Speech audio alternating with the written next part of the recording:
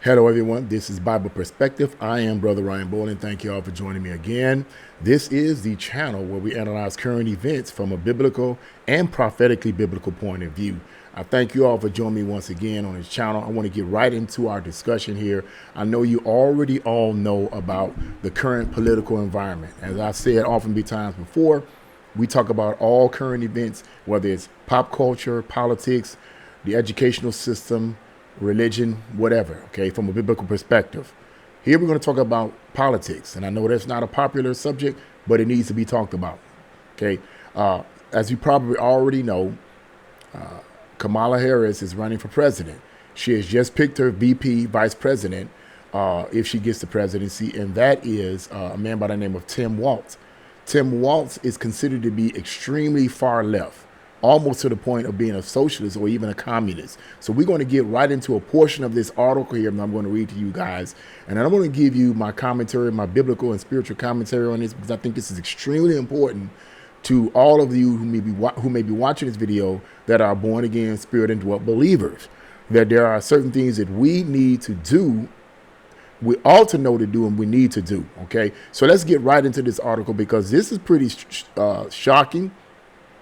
And if you are easily offended, you might want to reconsider. But the title of the article is Tim Walz backed transgender kidnapping bill aimed at out-of-state youth. And so let's get right into this. Let's see what this is about. Which is the Democrats' vice presidential candidate, Governor Tim Walz, quote, was always right there, end quote, for pro-transgender bill in 2023 that targeted out-of-state youth for irreversible medical services, according to Democratic Representative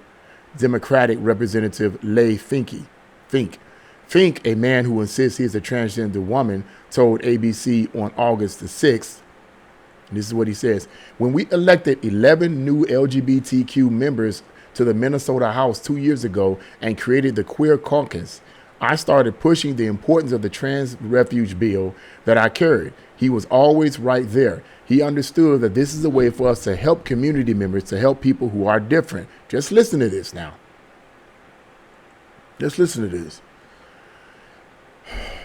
The trans refuge bill is literally state-sanctioned kidnapping, Terry Schilling, the CEO of the American Prison Pros Project, told Breitbart News. He continued, the main premise, now listen to what he says. The other guy says, Terry Schilling said this. Okay, he says, I'm going to read it again. The trans refuge bill is literally state-sanctioned kidnapping. That's his argument, and I'm going to read you what his argument is. He says, the main premise of the bill is that it prohibits, in brackets, Minnesota family agencies from complying with custody demands and orders from parents in other states. Consider a parent in Ohio where these transgender medical procedures are banned, which they are, but their kids want to get sexually transitioned. If your kid makes his way to Minnesota under age 18, it doesn't matter what age he or she makes it to Minnesota. Minnesota will trans them at taxpayers' expense, at federal and state taxpayer expense, and not return them to their parents. This is some really heavy accusations and some really sick stuff. Representative Fink and his fellow Democrats passed the law, and Governor Tim Walz signed it in April 2023. So this is an actual bill that was passed in Minnesota. Okay. The policy was also defended by Walz's running mate, the state Governor Peggy Flanagan. But, you know, I'm not going to read any more of that. You can go to the description box below and read the rest of that. It's pretty sickening. Well, I'll just read a little bit here. It says, children need their parents to form them, responded Schilling.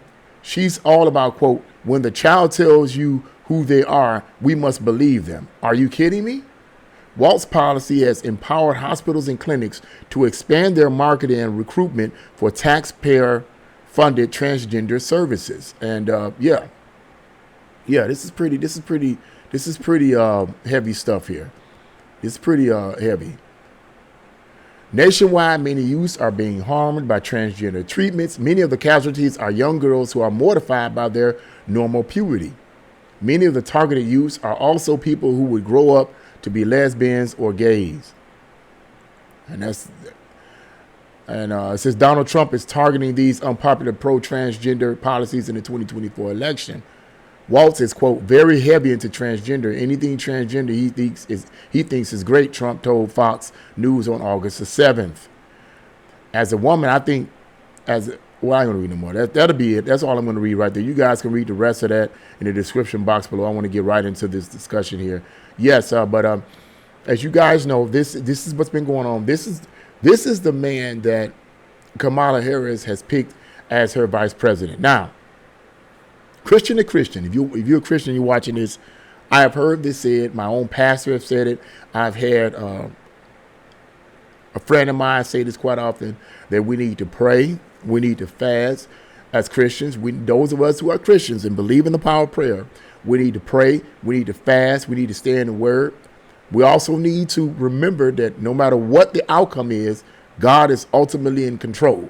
So wherever we vote for, whatever the case may be, God ultimately is the one that would allow that person to get up there and be the president and vice president. So we have to always keep that in mind. And I agree with my pastor, and I agree with my friend who may be watching this video. I agree totally. I've always believed in that. I've always practiced that. Every day when I pray, I ask God and I plead to God, send a mighty revival in this country. He did it before in the 18th century. I think the 17th century and the 18th century. There was 2 revivals on the George Whitefield and Jonathan, and I think the other guy's name was Jonathan Edwards. These were 2 great evangelists. God sent a mighty revival through those individuals, and they transformed, if you will, the 13 colonies and turned them back to God. So if God did it then, he can do it again. However, I believe this and I stand on this, and I will not change on this. We live in a country where the presidents or the mayors or the governors get in office not by fire. They don't get in office like they did in the Old Testament, where you had a king that became a person that became a king, and then when that person died, the son took over. It doesn't happen like that. Okay, kings are not voted for. In America, we vote for representatives or people that supposed to represent us to be in office. We, the people, vote for them. We, the people, put them in office. Okay. And having said that, what is my point? As believers, as Christians, I believe and have always believed for quite some time that we have to do more than pray, that we have to do more than fast, that we have to do more than, believe that God is ultimately in control and know that he's in control, which he is. We should do these things. But if we are going to get out there and vote, we have to vote informed. And I believe we have to vote based on biblical principles and biblical ideologies, even if the choices are not that clear. And oftentimes the choices are not that clear because all people are watching is the mainstream media. If they don't go outside CNN, MSNBC, ABC, CBS, and all the mainstream outlets, if they don't go, even Fox News, which is supposed to be a conservative outlet, but it is starting to mix a lot of far left liberal things in there. If they don't go outside those mainstream avenues that elevate and praise and promote radical views that are unbiblical, then that's all they're going to believe, whether they're Christian or whether they're not Christian, or they're going to end up being somewhat confused as to who to vote for. I've heard that say, I don't know who I'm going to vote for. I just thought it's so hard to know who to vote for. It's so hard. Well, if all you're watching is the mainstream news, please, people, listen to me. If all you're watching is the mainstream news, it's going to be difficult. You have to break free from the mainstream news every now and then and watch some conservative alternative news sources. Do not let the mainstream news journalists and reporters pump your head full of this idea that anything out of what they say is a conspiracy theory. How do you know if you never take the time to go outside of that? We got to stop that as a church. We got to stop that as Christians. Okay, but we always like to quote the scripture, God's people perish for lack of knowledge.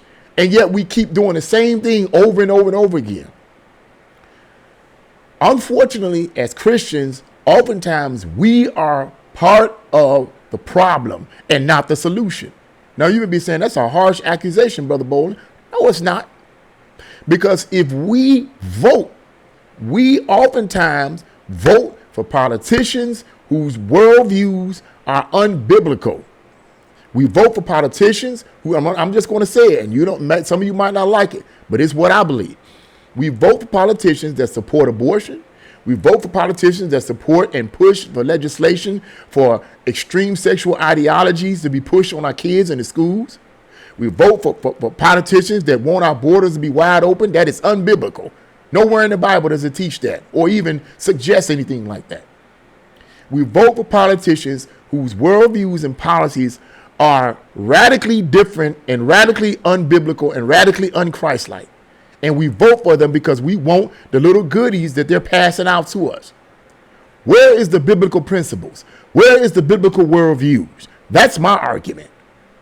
And I want to end the video on this. This man, Tim Walz, that Kamala Harris has chosen as her VP, is just as radical, if not more radical, than she is. Is that what you want for your country? Is that what you want for America? We can say God is in control and we need to pray all day. We do need to say that, and we do need to stand on that. But we also have to change our voting habits. We can't keep saying God is in control. We need to keep praying. We need to stay covered in the blood, and then go right after in the polls and vote for politicians whose worldviews are purely unbiblical and purely immoral and purely outside the realms of common sense. We can't keep doing that and then professing we believe in the Bible. I'm just giving you guys my view of that. We can't keep doing that. There has to be a change in the voting habits among believers. Period. That's how I see it. I know that's rough. I know that's strong, coming at you strong, but we got to change. We got to do more than pray. We got to do more than fast. We got to do more than have this separatist mentality. We have to do more than that, because this is how America operates. It operates through the voting process, not just through praying and staying out of the way. Because when push come to shove, all these churches say, well, no, I don't believe in it. I just believe we need to stay out of the way and just need to pray and just do this. Okay, I'm going to tell you this right up front. History shows this. History shows this, that when these radicals took over the countries, such as Germany, which was National Socialism, it wasn't, National Socialism under Hitler, under Stalin in Russia, Fidel Castro in Cuba, Mao Zedong in China, when they took over, guess who was some of the main people and institutions that came after? The churches, the Christians. And they didn't just oppose them through legislation. They physically would go in these churches and pull these people out and kill the priests or lock them up or kill them. And some of these Christians had nothing to do. They weren't politically involved. They just figured, well, I'm good. I'll just keep my mind on the Lord and so forth. No, that's not how it goes. Part of the process is through elections. Okay, we have to do both. We have to pray, fast, trust God and trust the word, and change our voting habits. Faith without works is. That's all I have to say on that. So I wanted to give you guys that. This I stand on. We got to change our voting habits. Stay strong in the word. Trust God. God is in absolute control. Stay covered in the blood and all of these things. But change your voting habits. It does no good to talk about all these spiritual things, and then we go right behind the spiritual aspects and do the opposite of what the word says with our votes. That doesn't make sense. That's a contradiction, and God is not in that. He's not going to bless our mess. When it comes to voting, God is not going to bless our mess. We have to change our voting habits. That's what I have to say right here. Here's a man here that's pushing all kinds of sick stuff on our kids. Is that what you want? We'll find out in the polls. Just saying. That's what I had to say about it. What do you guys think? Leave your comments in the comment section below. Like, share, and subscribe to my channel. God bless you all. See you again.